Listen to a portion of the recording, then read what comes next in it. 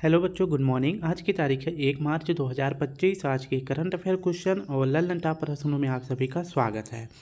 आज की क्लास में बच्चों हम देखेंगे 10 करंट अफेयर क्वेश्चन पूरी व्याख्या के साथ सॉल्व करेंगे और हर प्रश्न के नीचे 4 से 5 क्वेश्चन होंगे जो कि सभी एग्जाम के लिए महत्वपूर्ण होंगे, जिनका हम रिवीजन करेंगे। तो आज की क्लास में टोटल आप सभी को 60 से 65 क्वेश्चन देखने को मिलेगा। सिर्फ 20 मिनट में हम सारे प्रश्नों को सॉल्व करेंगे। तो अगर वीडियो अच्छी लगे तो प्लीज़ स्टूडेंट वीडियो को लाइक करें, शेयर करें और कमेंट करें। पहला प्रश्न देखते हैं। हाल ही में चर्चा में रहे नासा के पंच मिशन का संबंध किससे है? तो पंच मिशन संबंधित है सूर्य से। ऑप्शन ए हमारा सही हो जाएगा। इसकी अगर व्याख्या देखें तो पंच मिशन अगर पूछे किसने लॉन्च किया है तो यूएसए ने पंच मिशन को लॉन्च किया है। और नासा की कंपनी अगर पूछे ये कहाँ की स्पेस एजेंसी है तो यह यूएसए की स्पेस एजेंसी है। इस मिशन का उद्देश्य क्या है? तो सौर वायु के रहस्यों को उजागर करना। जो सूर्य के चारों तरफ वायु है उनके रहस्यों को उजागर करना पंच मिशन का यह कार्य है। और पंच मिशन अगर पूछे किससे संबंधित है तो सूर्य से संबंधित है। तो पहला प्रश्न यहाँ से हो जाता है। नेक्स्ट अगर बात करते हैं, एक और मिशन लॉन्च किया गया है नासा के द्वारा जिसका नाम है लूनर ट्रेविलेजर मिशन। तो यह जो है इसका उद्देश्य क्या है? तो इसका उद्देश्य है चांद पर पानी की खोज करना। तो चांद पर पानी की खोज करना लूनर ट्रेविलेजर मिशन का कार्य है, ठीक है। और इसका संबंध किससे हो जाता है? तो चांद से संबंधित हो जाता है। और पूछे कि यह मिशन किस रॉकेट से लॉन्च किया जाएगा तो यह फॉल्कन 9 रॉकेट से लॉन्च किया जाएगा। और यह रॉकेट अगर पूछे किस कंपनी की है तो स्पेस एक्स कंपनी की है। और यह कंपनी किसकी है? एलन मस्क की कंपनी है, ठीक है। नेक्स्ट हमारा प्रश्न है, हाल ही में संयुक्त राष्ट्र ने आजीवन उपलब्धि श्रेणी में किसे चैंपियंस ऑफ द अर्थ के पुरस्कार से सम्मानित किया है? तो 2024 में आजीवन उपलब्धि श्रेणी में चैंपियंस ऑफ द अर्थ का पुरस्कार दिया गया था माधव गाडगिल जी को। और वहीं अगर पूछे कि बुकर पुरस्कार 2024 किसको मिला है तो यह समंथा हार्वे जी को मिला है। इनके किस उपन्यास के लिए? तो ऑर्बिटल के लिए मिला है। नेक्स्ट अगर बात करें कि इंदिरा गांधी शांति पुरस्कार 2024 किसको मिला है तो मिचेल बैचलेट को मिला है। हाल ही में यूनिसेफ का 78वां स्थापना दिवस कब मनाया गया है? तो 11 दिसंबर को बनाया गया है। यूनिसेफ की ब्रांड एम्बेसडर कौन है? करीना कपूर है। हाल ही में वर्ष 2023 में दुनिया की सबसे कम प्रजनन दर कहाँ दर्ज की गई है? तो साउथ कोरिया में की गई है। हाल ही में ब्रिटेन में किंग चार्ल्स तृतीय से नाइटहुड उपाधि हासिल करने वाले पहले भारतीय कौन हैं? तो सुनील भारती मित्तल जी हैं। हाल ही में देश में शीशा रहित पेरोव्स्काइट एलईडी कहाँ विकसित की गई है? तो यह हैदराबाद में विकसित की गई है।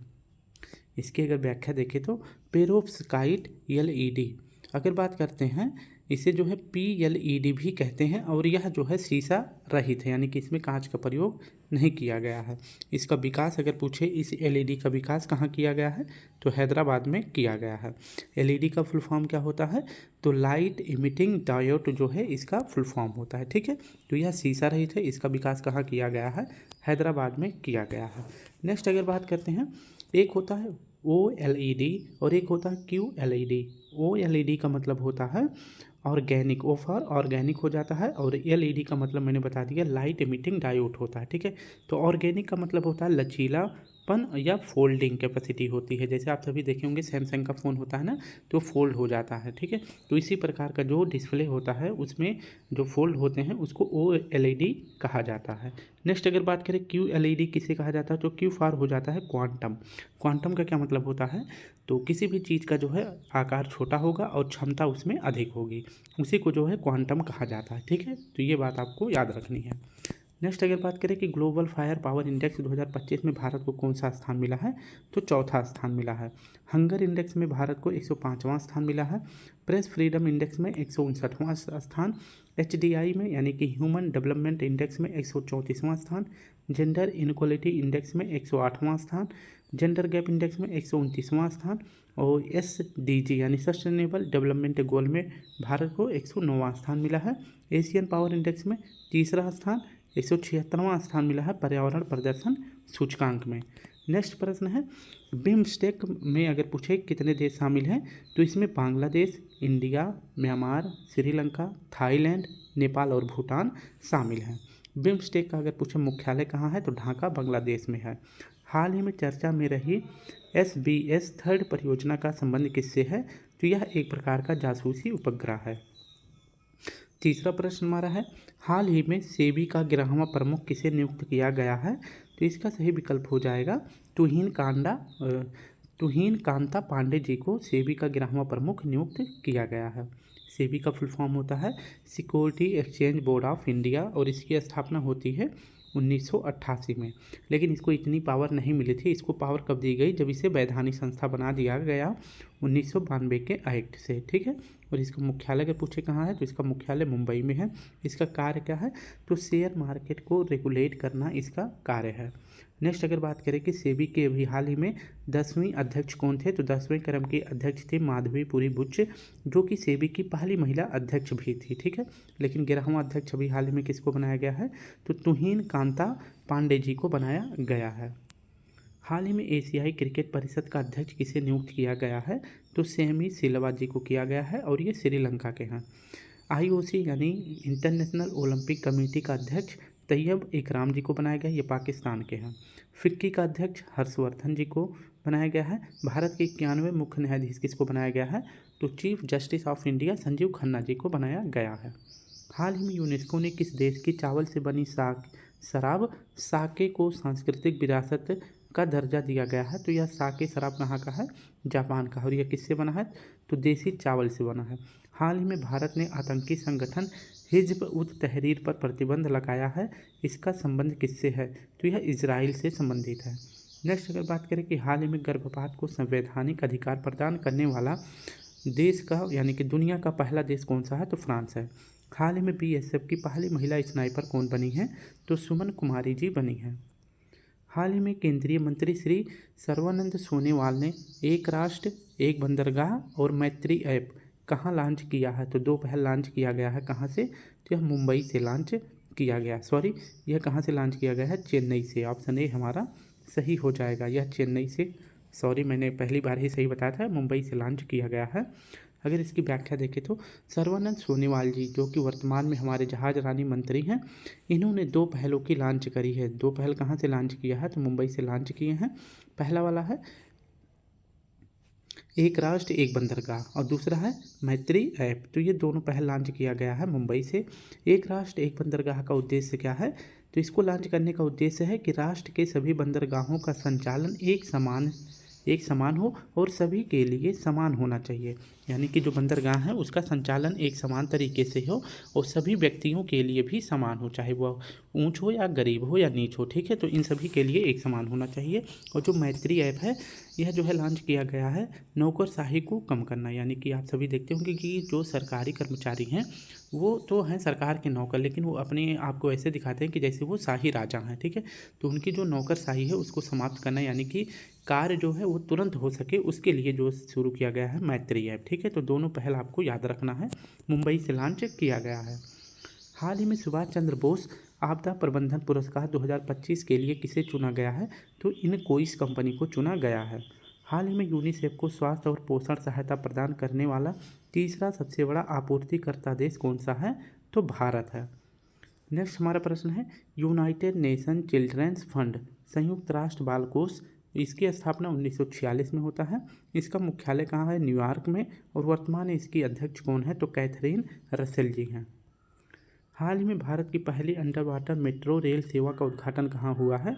तो कोलकाता में हुआ है। 5वां प्रश्न हमारा है, हाल ही में S&P ग्लोबल सस्टेनेबिलिटी रैंकिंग 2025 में शामिल होने वाला एकमात्र भारतीय बैंक कौन सा है? तो इसका सही विकल्प हो जाएगा ऑप्शन ए, यस बैंक है। S&P इसका फुल फॉर्म होता है स्टैंडर्ड एंड पुअर, इसका फुल फॉर्म होता है। और इसके द्वारा जो रिपोर्ट जारी करी जाती है इसका नाम है ग्लोबल सस्टेनेबिलिटी रैंकिंग 2025। और इसका उद्देश्य क्या है? तो इसे जो रिपोर्ट जारी करी गई है इसका उद्देश्य स्थिरता, यानी किसी भी बैंक में विश्वास और लोगों की स्थिरता कितनी है, इस मामले में रिपोर्ट जारी करी गई है। जिसमें पूरे विश्व में हमारे भारत की तरफ से एक ही बैंक शामिल हुआ है जिसका नाम है यस बैंक, ठीक है। और इसकी अगर पूछे स्कोर क्या है तो पूरे विश्व में तो 100 नंबर में से इसको 72 नंबर प्राप्त है। तो बात करते हैं कि ग्लोबल सस्टेनेबिलिटी रैंकिंग में भारत को कौन सा बैंक शामिल है, तो यह बैंक शामिल है यस बैंक, ठीक है। ग्लोबल डेटा की शीर्ष 25 वैश्विक बैंकों की सूची में कितने भारतीय बैंकों को शामिल किया गया है? तो 3 भारतीय बैंक को शामिल किया गया है। तीनों के नाम आप याद कर सकते हैं। नेक्स्ट हमारा प्रश्न है, हाल ही में 49वीं अंतर संसदीय संघ IPU असेंबली कहाँ प्रारंभ हुई है? तो यह जिनेवा में प्रारंभ हुई है। 18वीं लोकसभा के प्रोटेम स्पीकर किसे बनाया गया है? तो भर्तृहरि मेहताब जी को बनाया गया है। हाल ही में राष्ट्रीय युवा संसद महोत्सव 2025 में प्रथम स्थान किसे मिला है? तो यतिन भास्कर जी को मिला है। छठा प्रश्न हमारा है, हाल ही में पुरानी भारतीय समुद्री निर्माण तकनीकी से निर्मित सिला हुआ जहाज कहाँ लॉन्च हुआ है? तो जैसे पुराने समय में जो हमारे भारतीय जहाज थे उनको सिल करके बनाया जाता था, उसी टाइम में इस युग में सिला हुआ जहाज कहाँ से लॉन्च किया गया है?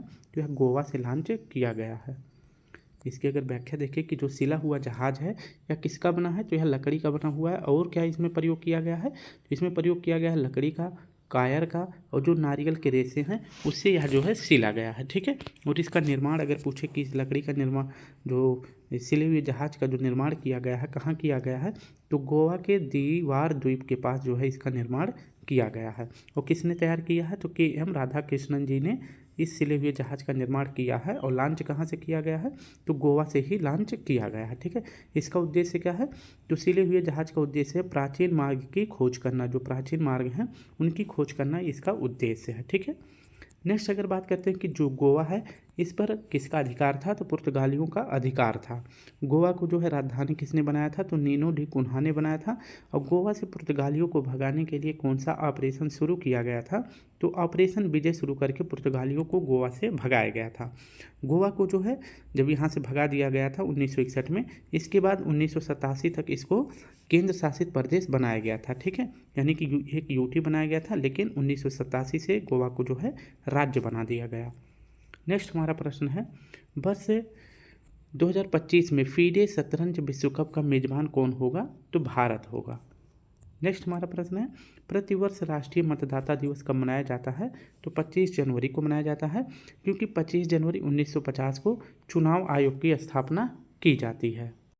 नेक्स्ट प्रश्न हमारा है, हाल ही में केंद्र सरकार ने किसे 14वीं महारत्न कंपनी का दर्जा दिया है? तो हिंदुस्तान एरोनॉटिकल लिमिटेड कंपनी को दिया है। हाल ही में अंतर्राष्ट्रीय महिला दिवस 2024 के अवसर पर राज्यसभा के लिए किसे मनोनीत किया गया है? तो सुधा मूर्ति जी को किया गया है। हाल ही में स्वास्थ्य एवं परिवार कल्याण मंत्रालय द्वारा 9वां राष्ट्रीय शिखर सम्मेलन कहाँ प्रारंभ हुआ है? तो यह प्रारंभ हुआ है उड़ीसा में। ठीक है। कहाँ पर? आई थिंक इसका मुझे थोड़ा कंफर्म नहीं है, लेकिन इसका सही जवाब हो जाएगा यह उड़ीसा में प्रारंभ हुआ है। ठीक है। इसका सही विकल्प हो जाएगा उड़ीसा। नेक्स्ट अगर देखें इसकी पूरी व्याख्या, तो राष्ट्रीय शिखर सम्मेलन जो कि 9वें क्रम का है, यह जो है अगर पूछे कि राष्ट्रीय 9वां शिखर सम्मेलन किस संस्था के द्वारा आयोजन करवाया जा रहा है? तो स्वास्थ्य एवं परिवार कल्याण मंत्रालय के द्वारा करवाया जा रहा है। और इसके मंत्री अगर पूछे कौन है? तो JP नड्डा जी हैं। ठीक है। और यह जो है राष्ट्रीय शिखर सम्मेलन कहाँ से लॉन्च किया गया है? तो पूरी उड़ीसा से इसको लॉन्च किया गया है। दो और प्रश्न याद रखना है, एक तो है पूर्वोदयी साहित्य उत्सव, इसको कहाँ से लॉन्च किया गया है? तो यह शुरू हुआ है कोलकाता में, यानी कि वेस्ट बंगाल से जो है यह लॉन्च किया गया है। नेक्स्ट अगर बात करें कि राष्ट्रीय बागवानी मेला ये कहाँ आयोजित किया गया है? तो यह आयोजित किया गया है बेंगलुरु कर्नाटक में। ठीक है। तो ये तीनों प्रश्नों को याद रखना है। राष्ट्रीय शिखर सम्मेलन पूरी उड़ीसा से शुरू किया गया है, पूर्वोदयी साहित्य उत्सव कोलकाता से शुरू किया गया है, और राष्ट्रीय बागवानी मेला बेंगलुरु से शुरू किया गया है। हाल ही में देश के पहले CSIR मेगा इनोवेशन कॉम्प्लेक्स का उद्घाटन कहाँ हुआ है? तो इसका उद्घाटन हुआ है मुंबई में। ठीक है।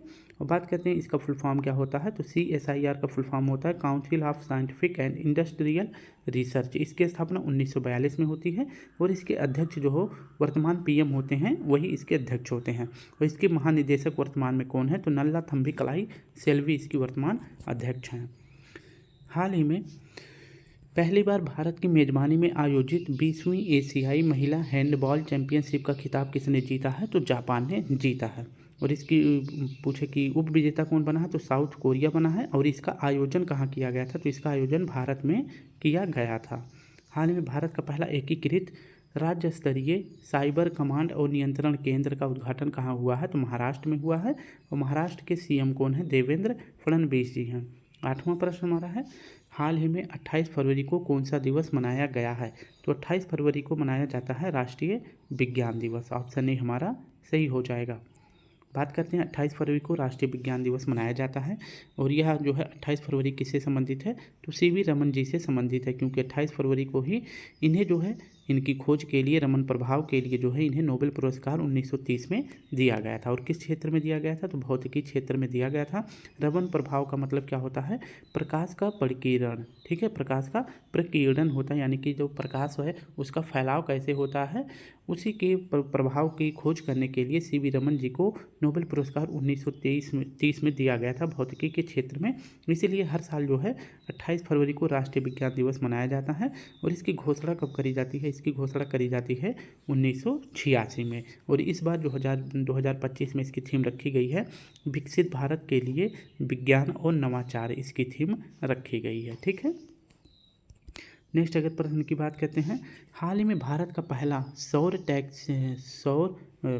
और टैक्सी प्रोटोटाइप शून्य लॉन्च करने वाली एरो स्पेस स्टार्टअप सरला एविएशन का मुख्यालय कहाँ है? तो बेंगलुरु में है। हाल ही में मुख्यमंत्री पौष्टिक अल्पाहार योजना किसने प्रारंभ करी है? गुजरात ने, और यहाँ के सीएम हैं डॉक्टर भूपेंद्र पटेल जी। हाल ही में एनसीपीसीआर की रिपोर्ट के अनुसार बाल विवाह के खिलाफ लड़ाई लड़ने में अग्रणी राज्य कौन सा है? तो उत्तर प्रदेश पहले पर, दूसरे नंबर पर उड़ीसा है। वहीं पूछे कि सर्वाधिक बाल विवाह किस राज्य में होता है? तो सबसे ज़्यादा होता है कर्नाटक में। 9वां प्रश्न हमारा है, हाल ही में चर्चा में रहे प्राण मित्र और जीव दया पुरस्कार का संबंध किससे है? तो ये दोनों पुरस्कार अगर पूछे किसके द्वारा दिया जाता है? तो भारतीय पशु कल्याण बोर्ड के द्वारा प्रदान किया जाता है। भारतीय पशु कल्याण बोर्ड के द्वारा जो है अगर बात करें कि 2 अवार्ड प्रदान किया जाता है। और पूछे कि भारतीय पशु कल्याण बोर्ड की स्थापना कब होती है? तो 1960 में होती है। और किस अधिनियम से? तो 1960 के पशु क्रूरता निवारण अधिनियम से जो है भारतीय पशु कल्याण बोर्ड की स्थापना होती है। और इसके द्वारा 2 अवार्ड प्रदान किए जाते हैं। उन दोनों की कब शुरुआत होती है? एक तो दिया जाता है 1966 से, जिसका नाम है प्राण मित्र पुरस्कार, और दूसरा है 2001 में शुरू किया गया था जीव दया पुरस्कार। तो दोनों पुरस्कार जो है भारतीय पशु कल्याण बोर्ड के द्वारा दिया जाता है।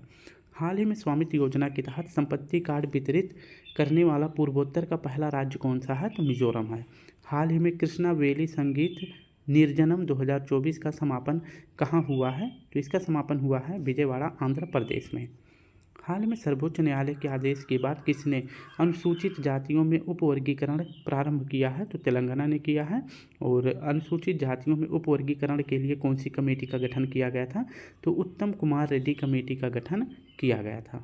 आज का आखिरी प्रश्न हमारा है, हाल ही में 4000 वर्ष पुराने वुडन सर्कल की खोज कहाँ हुई है? तो 4000 वर्ष पुराने वुडन सर्कल की खोज की गई है डेनमार्क में। कहाँ? डेनमार्क में। ऑप्शन डी हमारा सही हो जाएगा। बात करते हैं कि वुडन सर्कल यह जो है 4000 वर्ष पुराना है और इसकी खोज कहाँ करी गई है? डेनमार्क में इसकी खोज करी गई है। और इस टोटल सर्कल की अगर पूछे व्यास कितनी है? तो 30 मीटर है। व्यास कितनी है? 30 मीटर है, जो यहाँ से लेकर पूरा है इसका व्यास कितना है? 30 मीटर है। और यहाँ पे जो है वुडन मार्क जो सर्कल है इसकी खोज यहाँ से यहाँ करी गई। इस पे छोटे छोटे भाग कहीं कहीं पर खोजे गए हैं, ठीक है। तो इसी को जो है पूरे 30 मीटर के व्यास में खोजा गया है। और यह बताया गया है किसके समकालीन है? तो यह जो वुडन सर्कल मिला है यह ब्रिटेन के स्टोनहेंज के समकालीन है, ठीक है।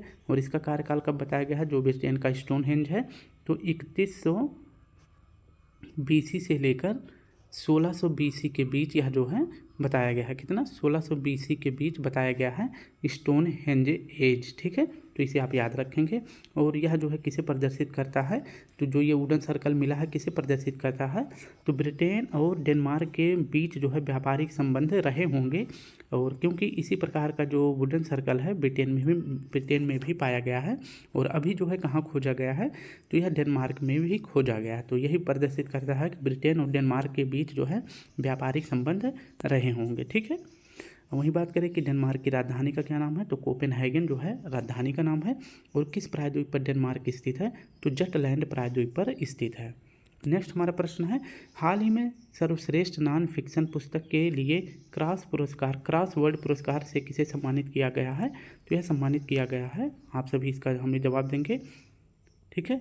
इसका जवाब आप सभी हमें देंगे। नेक्स्ट अगर बात करते हैं कि हाल ही में मध्य प्रदेश सरकार ने किसे किशोर कुमार पुरस्कार से सम्मानित किया है? तो राजकुमार हिरानी जी को किया है। हाल ही में राष्ट्रीय अनुसूचित जाति आयोग के अध्यक्ष पद पर किसे नियुक्त किया गया है? तो किशोर मकवाना जी को किया गया है। हाल में दुनिया की पहली 3D प्रिंटेड मस्जिद का निर्माण कहाँ किया गया है? तो सऊदी अरब में किया गया है। हाल ही में गृह मंत्रालय ने 17 सितंबर को किसका स्वाधीनता दिवस घोषित किया है? तो हैदराबाद को किया है। तो बच्चों, इस प्रकार से हमने 20 मिनट में सभी प्रश्नों को सॉल्व कर लिया। अगर वीडियो अच्छी लगी तो प्लीज़ आप सभी से रिक्वेस्ट है, वीडियो को लाइक करें, शेयर करें, कमेंट करें। अगर आप सभी को इसका PDF चाहिए तो मैं इस वीडियो के कमेंट बॉक्स के नीचे अपना टेलीग्राम लिंक दे दूंगा, आप वहां से इसका PDF डाउनलोड करके एक बार खुद से रिवीजन कर लेंगे। तो अपना ध्यान रखिए, कल फिर मिलते हैं, तब तक के लिए आप सभी को प्यारा सा जय हिंद, जय भारत।